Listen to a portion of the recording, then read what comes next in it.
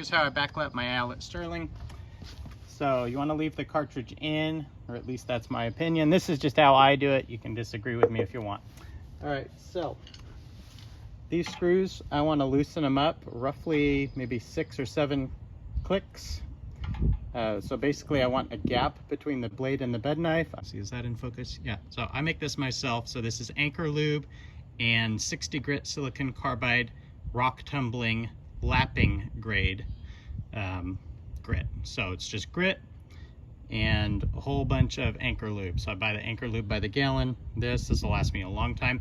And when you mix it yourself, you can do the different grits if you want to. You can for various purposes. But in general, this really coarse grit is going to be ideal. This is just a chip brush. And again, the biggest thing is to have a gap. You don't want that bed knife tight, and then you're putting a 60 grit in there. That's going to hollow or do kind of an uneven pattern. So you want a gap, and slowly reduce the gap until it's grinding across the whole bed knife. But basically you're truing the blade to the bed knife, and then you want to just do it gradually. That way you just don't want that grit to basically cause a gap that could cause kind of a round shape into your bed knife. So this is kind of the key to, I haven't ground this and it's still cutting really well, except obviously I'm backlapping it, so it's not cutting as well as it could be. After it gets backlapped, it cuts perfect for, you know, maybe 4 to 6 months, something like that for me. All right, so here's how I do it. So the drill is going to be in the forward mode, and then this is, I know this is a metric machine, but 15/16 and a 24 millimeter socket will be good also. I like to put green electric tape on it to mark that this is for my Sterling. I don't know if that color shows up or not, but yeah, there's green electric tape on there just to say this is the socket for this application. I like to do that with my sockets so I don't have to, you know, test fit anything. All right, I've already started this, but you can see there's a little bit of lapping compound on the bottom blade, but when we're getting close to done, the lapping compound should pretty much cover the entire bed knife. So I've still got a little ways to go.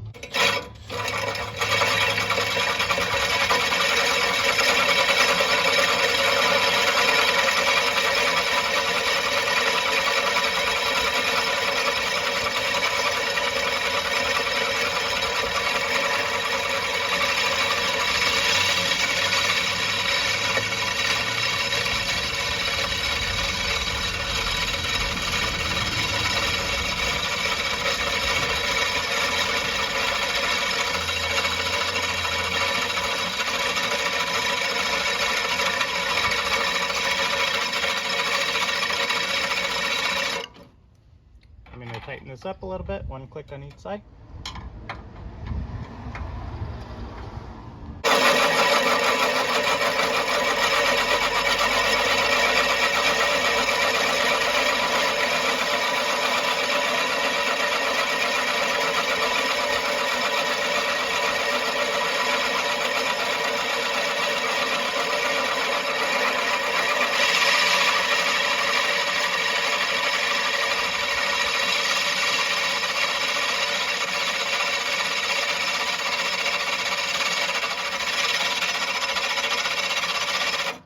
So basically, I want to start seeing lapping compound all the way over here at some point. I'm going to tighten it up a little more, put lapping compound on, tighten it a little more, but there's still probably 3 or 4 clicks of gap between the blade and the bed knife. So this grit is filling in that gap. And you have to allow some gap for the grit to work without warping the blade. You don't want to be grinding the sides more than you're grinding the middle.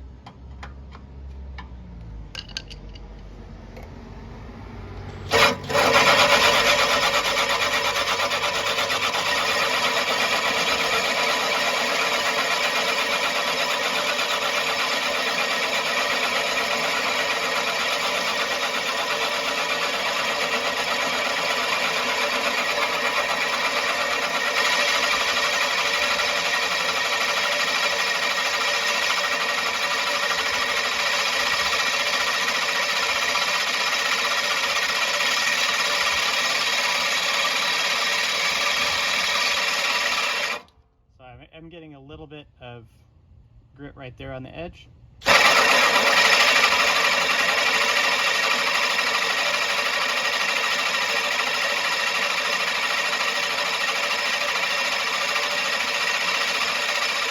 Which means the grit's kind of traveled. The force of this is moving it over this way. So we're getting close. I'll probably take it one more click down and then finish it up.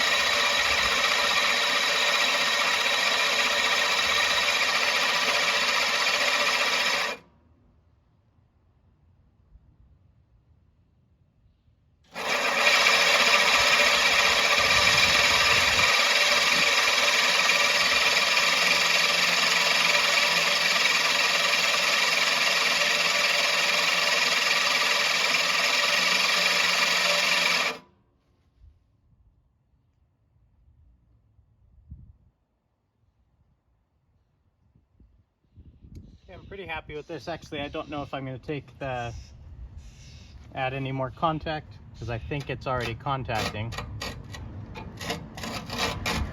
So do you hear? It's grinding on the whole blade. So we're good.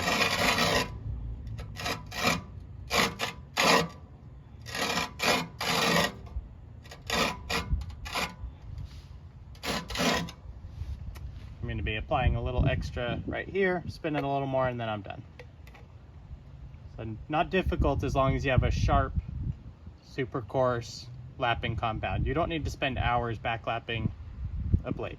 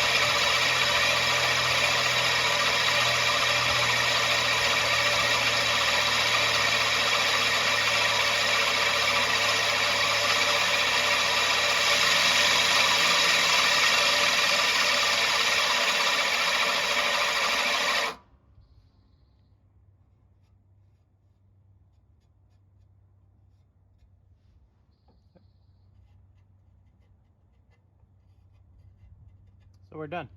So I'm gonna take this over to the hose. I'll show you guys just how I wash this off in case you don't own a Sterling, thinking about getting one. I just have to say this to everyone. I'm not sure that I recommend the Sterling, but there's just not very many battery options out there. Squeeze that.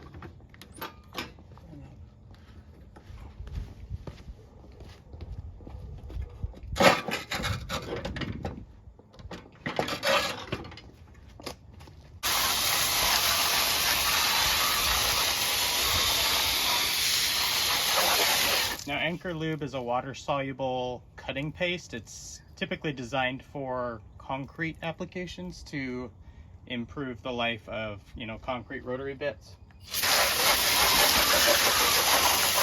what's nice about it is it washes really easy, it stays where you need it to, and it's cheap, or relatively cheap. Like this is basically 3M grade cutting paste without the 3M price tag. Like I think it's 50 bucks for a gallon of Anchor Lube. You can get like 5 pounds of silicone carbide grit pretty cheap as well.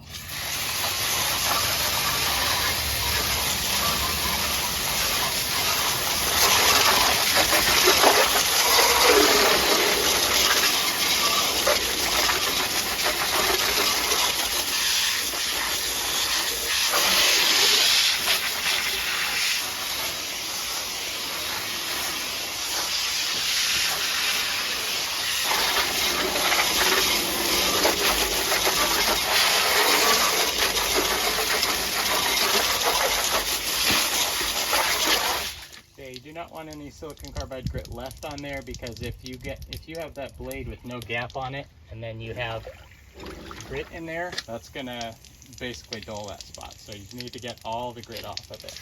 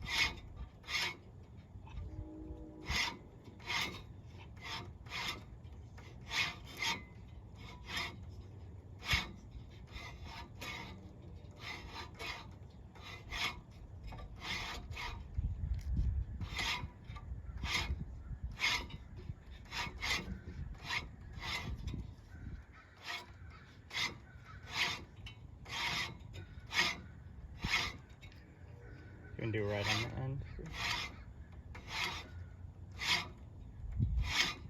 And right at the very beginning. Yeah, oh actually, let's see, where's the blade hit? Right there.